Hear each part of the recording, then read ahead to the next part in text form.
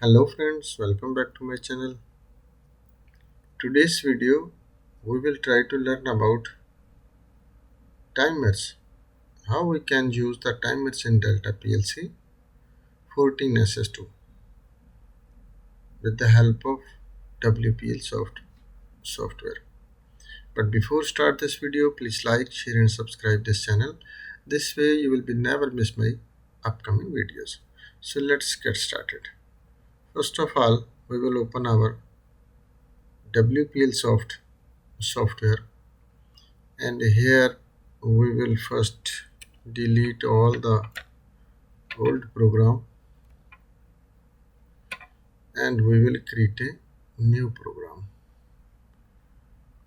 So first we will take it any internal memory bit, for example M100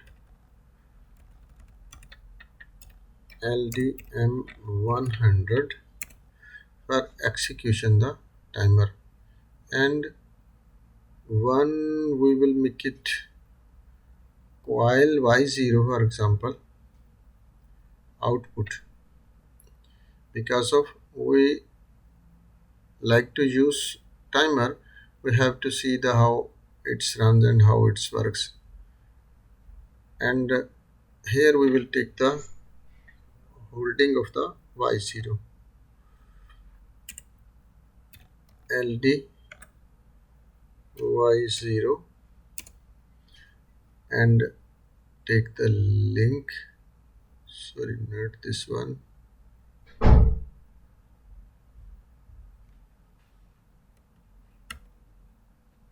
sorry not this one.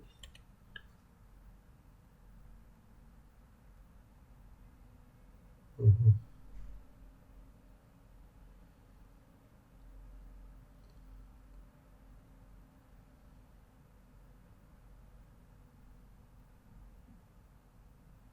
And this one, yeah, no, it's okay. LD Y0 and link, when we like to make holding, we will make it here link, and here we will make a one line, and here we will use the timer. Just type only TMR after you will get the command instruction timer. So I will use T10 for example, and next for time setting we will take D10 and click enter. And for this one, for this timer, we will make the holding point of the timer LDI LDIT10 LDIT10, because of when our timer will be run after time finish, after Y0 will be stopped. So this is simple program we will compile and download to the PLC. Here we will write to the PLC.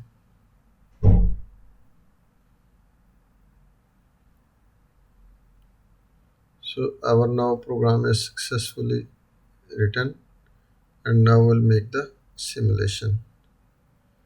And see now, here not have any time of the timer.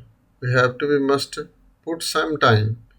This D10 why I put, this is the timer number and this is D10 is the time of the timer. Change present value, right click, and after you can see this page. And D10, after here we have to be put K100. For example 10 milliseconds if you like to write, we have to write K100 and click enter, and cancel this one and make set on M100. And now you can see your time is started. This T10 is now running and our Y0 is on. When it's completed his time, after our y0 will be stop. And because of we're using the holding contact of the this timer.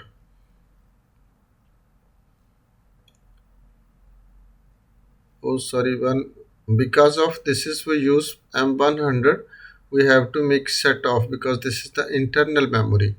If we use it here external hardware, after no need to just one push needs, now it will be stopped because of internal memory.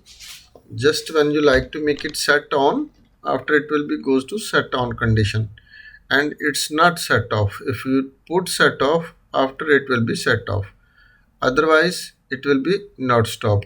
See, now I make this one set on but it's hold. Now I have to be M100 must be stop condition. Now see, as time will be completed, our y0 will be stop. Now if you like to change the value of your this timer, you have to be, you can change the time value here. For example, K200 you will be right after this will be 20 seconds this timer will be run. See, I will make it set on, and now I continuously stop this M100. As per seen, timer is running now. As when 20 seconds completed, after y0 will be stop.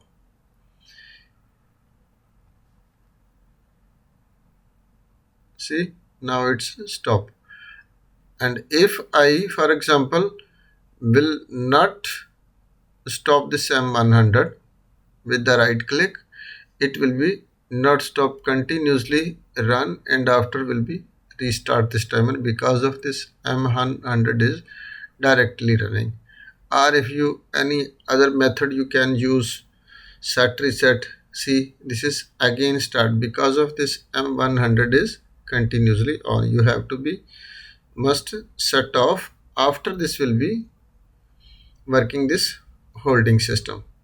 So this method is very easy. This D10 also this data registers, this you can use in the HMI. If you like to make the set point of the timer from the HMI, this data registers you can simply write in HMI, after you can hold your output. It's very simple and easy. I hope you will be understand about this timer using method. If not understand anything, you can send me the message in comment section. I will give you feedback as soon as possible. So thanks for watching. Allah Hafiz.